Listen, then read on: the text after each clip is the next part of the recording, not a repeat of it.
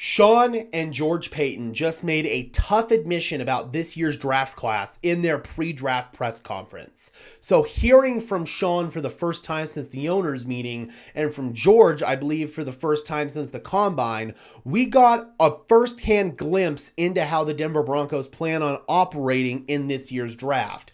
It's going to be the most prepared that this regime has ever been for a draft, in the words of George Paton, because of the continuity. This is George and Sean's third year drafting together, and they're very confident going into this that they're going to be able to come away with some high-end talent. But with that said, they do believe that there is less first-round talent in this year's class in comparison to other classes. I want to go ahead and bring in this tweet here from Mike Kliss.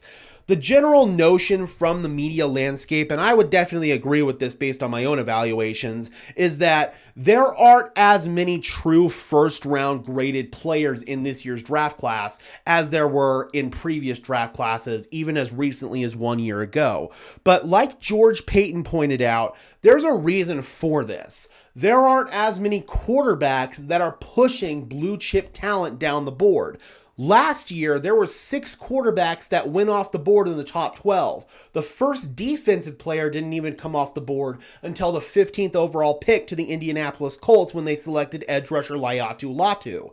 You're going to have your premium offensive positions like tackle and wide receiver always go high. Ashton Jeanty is considered a blue chip player in this year's class, so he's going to go high. But quarterback-wise, you're going to have Cam Ward go number 1 overall, and then Shedeur Sanders is the first big domino to fall. Is he going to go to the Giants? Is he going to go to the Browns? Is he going to go to the Saints? Maybe even the Jets is a dark horse contender for Shedeur Sanders. Once that domino falls, we're going to get more of a clear picture on what blue chip talent is going to be available for the Denver Broncos. But there is less of it in this year's class, and it's not going to be pushed down as far because there's not going to be as much of a premium on quarterbacks this year.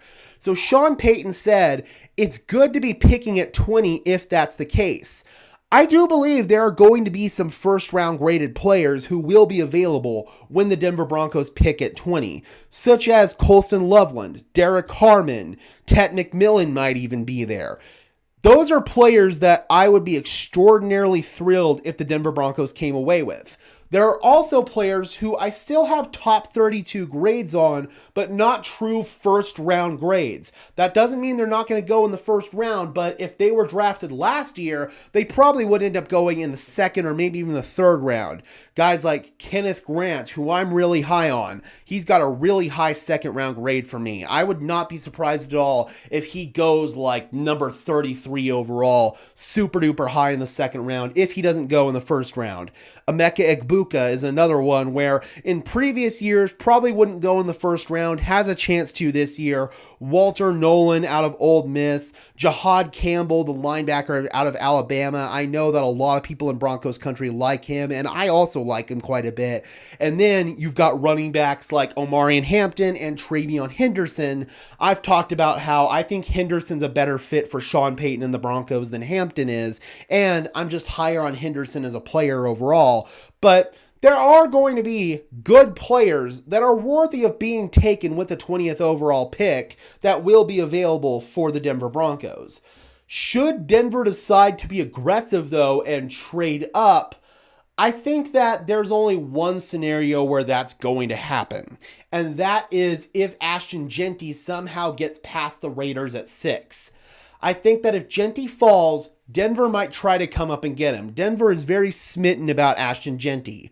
But I also believe that the Broncos are going to be a little bit more smart with this, and I think they're going to approach this more long-term, knowing that they've got a franchise quarterback in Bo Nix and knowing that their championship window can be extended beyond just a typical couple of years. And you've got guys like Zach Allen, who played an ungodly amount of snaps. You still need to extend him. John Franklin Myers, he's a guy that you still need to figure out contract situation with him.